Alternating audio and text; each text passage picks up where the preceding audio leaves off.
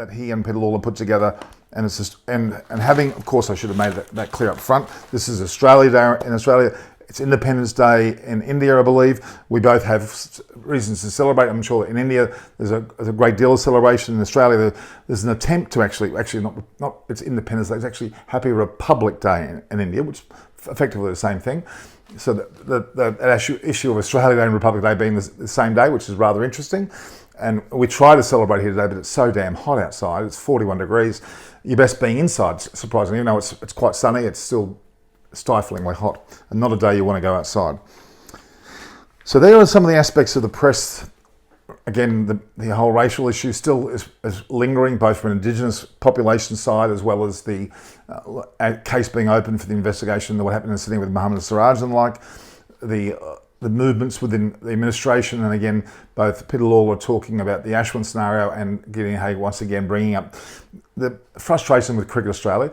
Two interesting things. The Australian Cricketers Association head at the moment will be Todd Greenburg. He actually lives in Sydney, and so does Nick Hockley. He also is based in Sydney, which moves the centre of power away from Melbourne to Sydney, at least temporarily. Well, whether they end up living in Melbourne, well, who knows? But Nick Hockley certainly has performed particularly well. Looks like he's going to get the CEO role without a shadow of a doubt. The way he handled COVID was quite excellent. And obviously the new appointment, Todd Greenburg, will take on the role from a Cricketers Association perspective. There was two other things that I wanted to bring up actually today. One was there's a lot of discussion in India about Karun Nair, the only triple century person who scored a triple century since Virat's good old Virender Sehwag. And he's a mystery man. He doesn't seem to be around. I believe he's playing some Ranji Trophy level play, but he's not been seen.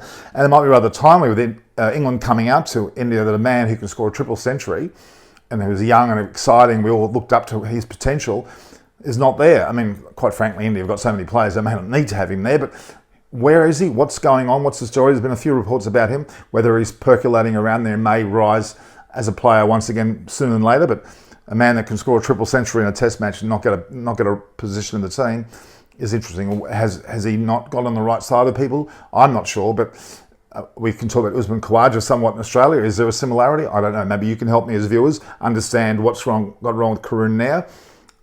And I like how Usman Khawaja in terms of their positions in the side, both very capable players, deserving of higher honours yet again. Although with the Washington Sundars, the Shubman Gills and the like, and obviously Rishabh Pant, aren't too many positions left now on the team, I must say.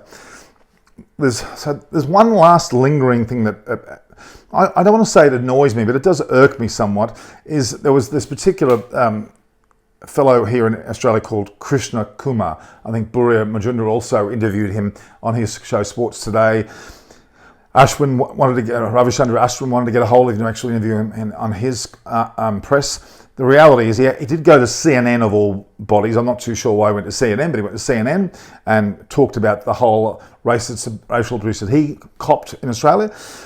I'm not sure. I actually did speak to Krishna Kumar a few days ago. I wanted to interview him myself to get things clear and have an understanding of what actually happened. And he advised me that he could not talk because he has a situation with his lawyers that has said because of family reasons he doesn't want to get any more of the matter escalated, which I can respect that. But it is interesting, and the whole ugly side of sport and what he claimed to be the racism against him is of interest. Although it is an individual rather than the facts are there, we have to take his word, but there's not a lot of evidence other than what he actually said, which makes it a bit concerning. And the fact that he won't go on my show and Ashwin's now, maybe he went too hard too quickly with CNN, got exposure which he probably didn't think he would like to have, and he's retracted at the moment from talking. Okay, well that's Norman Kochneck here. A day of press, as you can see, there's concepts of tug of war there. Again, there's even some racial abuse, but this time not cricket. It's actually related to a brawl in Cronulla, which is a suburb of Sydney. That racial issue seems to have just percolated away. But I'm saddened to hear that it's headed towards Dan Christian being an Indigenous player. He's been trolled, as in racist trolls have followed him. Clearly what happened in Sydney was never good, and hopefully that particular investigation sorts it out. So this is Norman Kochneck from Eyes on Cricket. I've had Roshan Abasingha this morning for an impromptu breakfast with. I'm having a dinner with, you could argue, Simon Willis, who was a part of the ECB and Sri Lankan Structures of High Performance as a coach, a commendable coach. He comes up later tonight. Anyway, thanks for your time. I hope you enjoyed that little chat. in sweltering heat here in Australia of 41 degrees. Stay tuned for more. This is Norman Koshnek from Eyes on Cricket with Norman Koshnek.